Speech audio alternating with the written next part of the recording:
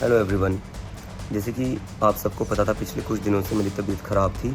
So blood reports आ गए and I have been diagnosed with typhoid और treatment चल रहा है मेरा। रोज़ सुबह और शाम को आईवीज़ लग रहे हैं। But I really want to thank all the cockroaches जो पूरे देश भर में पीसफुली प्रोटेस्ट कर रहे हैं और इस मूवमेंट को इतना सक्सेसफुल बना दिया है आप लोगों ने।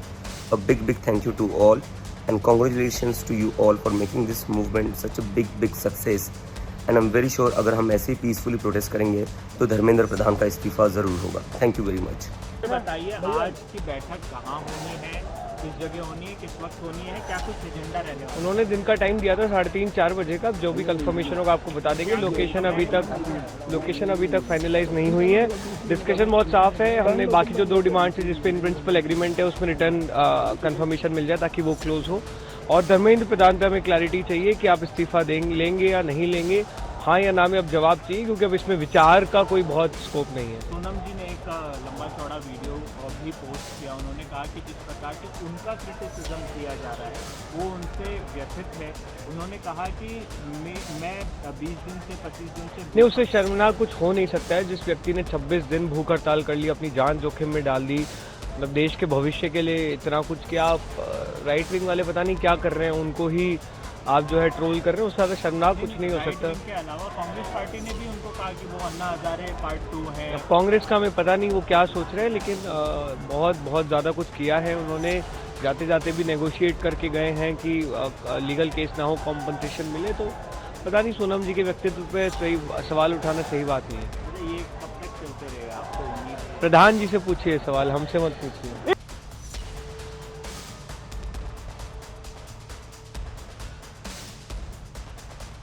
फिजिकली लड़ के झगड़ के हड़ताल के अंदर और एक हड़ताल करके ज़मीन पर लेटकर जो ताकत 22वें दिन मेरे में थी वो जोर लगाकर मुझे बाहर ज़बरदस्ती निकलना पड़ा। आपको नहीं मालूम है।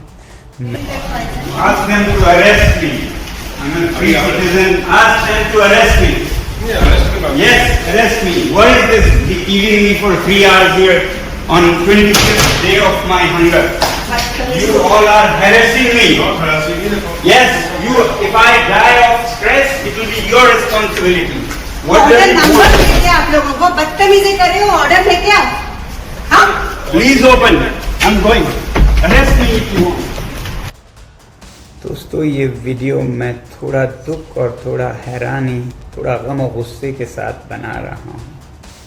अपने भाइयों और बहनों के, छात्रों के लिए 26 दिन भूखा रहने के बाद, जिसमें कि मेरे 11 किलो शरीर ख़त्म हो चुका है, मसल्स चले गए हैं, ऑर्गन और दिमाग पर इरिवर्सिबल डैमेज लगभग होने के कागार पर पहुंचा है, और वो भी लद्दाख की कड़कती ठंड से दिल्ली की तपती धूप में बैठकर ये सब करने के बाद क्या मुझे किसी से कैरेक्टर सर्टिफिकेट लेनी होगी कि मेरा अनशन कितना पवित्र था?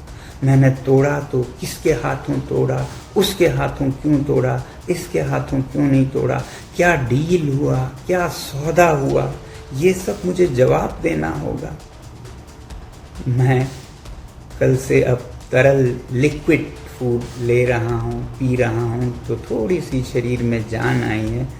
बदकिस्मती से वो जान मुझे इसमें देनी पड़ रही है, दुख के साथ कह रहा हूँ। मगर सुबह से मुझे बहुत से लोग फ़ोन करके या पोस्ट दिखाकर कह रहे हैं कि आप पर बहुत सवाल उठाए जा रहे हैं। आपने इनसे क्यों अनशन तोड़वाया, केंद्रीय मंत्रियों से तोड़वाया, किसी और से क्यों नहीं तोड़वाया, क्या डील हुआ है, सौदा हुआ है, ये सब मुझे जवाब देना होगा। अगर सौदा करना होता, डील करना होता, तो क्या 26 दिन भूखे रहना पड़ता है? कितनों ने डील किए हैं, आपने देखा होगा। क्या वो इस तरह से डील करते हैं? क्या मैं आलीशान एयर कंडीशन कमरे में बैठ के डील सौदा नहीं कर सकता था? मुझे यहाँ दिल्ली की गर्मी में बाहर रोड साइड पर बैठकर डील करना पड़ता। धिक्कार है ऐसे देश पर जिसमें ऐसे दिमागों की उपज होती है, जिसमें से ऐसे नीच ख्यालात निकलते हैं। मैं दोष नहीं देता हूँ।